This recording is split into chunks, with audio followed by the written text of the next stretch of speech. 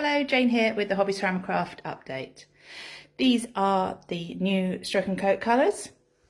Rachel's painted the CX713 vase with Spruce It Up. Looks rather lovely, doesn't it? And Katie has painted the Fassatini Penguin with the new colours. So we've got Just Peachy 102 on him, Making Me Blush number 100, Great Expectations 104, Lavender 103, and Spruce It Up 101. The head has been dipped and the rest of the body was left unglazed, so the rest of the body is just 3 coats of Stroke and Coat, and then the head I did dip, but it just shows you how much glaze Stroke and Coat actually has in it. I've got to show you this little guy. Katie painted him yellow and he looks just like a chick, so it doesn't have to be a penguin, it could be a chick.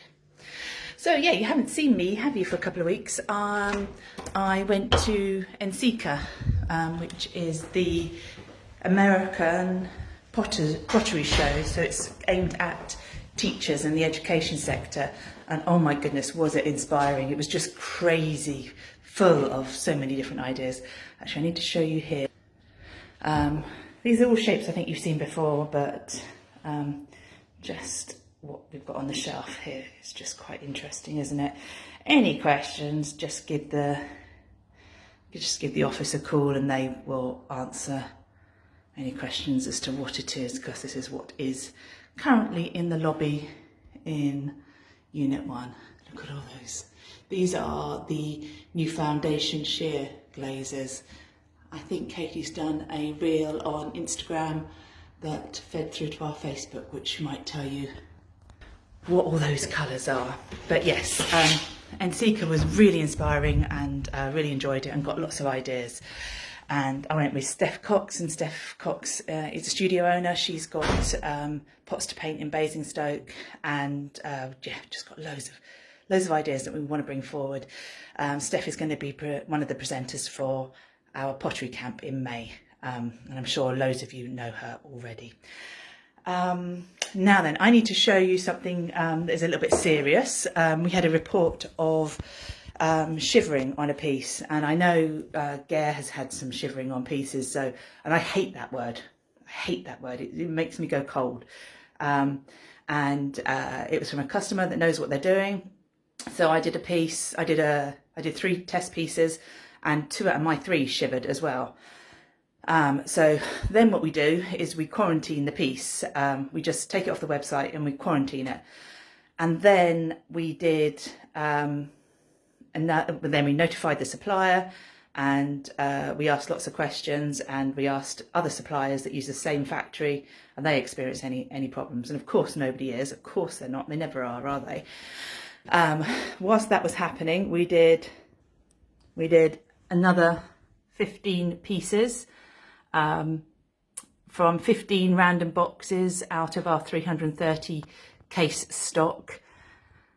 And annoyingly, or relieved, or I suppose be relieved, none of those shivered. None of those shivered. And then, because it all came from the delivery of purchase order 1753, we got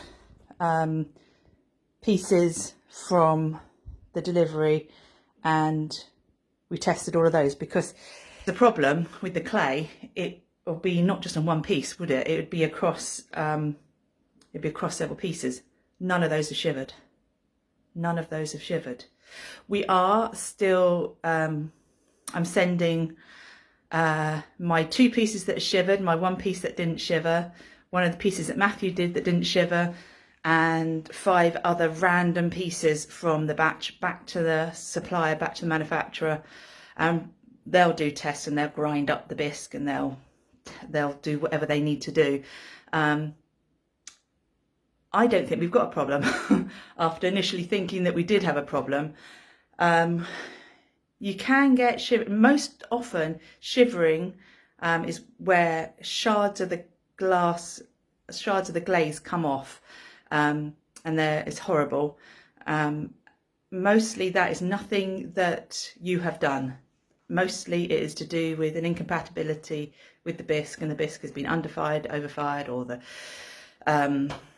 recipe, the ingredients have changed in the clay body.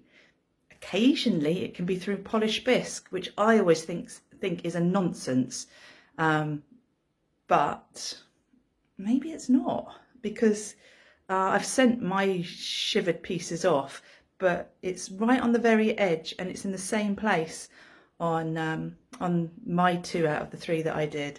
We will wait and see, and we'll keep them out of stock for a little bit. It's PB 172, but we'll keep it out of stock until we've had the backup from the factory. But I just want to share with you what we do, why it's important to let us know if you do experience any issues, and then how we react when you do share that information. We're feeling quite confident that it's not an issue now, but I just want the factory to back us up and do their tests on it. But yeah, and just to reassure you as well, every container that comes in from us, from our suppliers, we take 10 pieces out of the container and we randomly dip 10 pieces just to make sure that the bisque, the glaze is the same colour and no shivering happens. And we have those. And I think Matthew's just walked in the office, heard me talking, and I think he's running out there because he said, I had to show you, but I didn't think I did. But I think I might just have to wait a moment for him to come back so we can show you what we do. Yes, here he is. He's going to show you. He's going to show you. It's not very interesting, but it's just, we don't keep an exhaustive supply of all of our test pieces because they're really very dull. But these, we had a report of a bit of shivering on the Uptown mug, the bisque import Uptown mug, from the previous January batch. Delivery. I think it was the December Delivery. It was reported in January, and we isolated it down to the batch that we received around Christmas time. So the next lot that we got in, we did a load of tests on. So the stuff, the Uptown mugs we received in February, so it was February, which went within a heartbeat. These are the ones that we tested, they're all fine, and there's a jug from that same delivery. This was full of old, sampled, clear glazed, boring pieces of bisque, and we keep them for a while after the test, for maybe a month or 2, and then goes in the skip and we move on. But go on. Anyway, keep an eye on Instagram. Katie's doing some projects and little fun reels, and she's asking questions about different products. So it'd be nice to engage with her. And I will say take care, folks, and see you next week. Bye.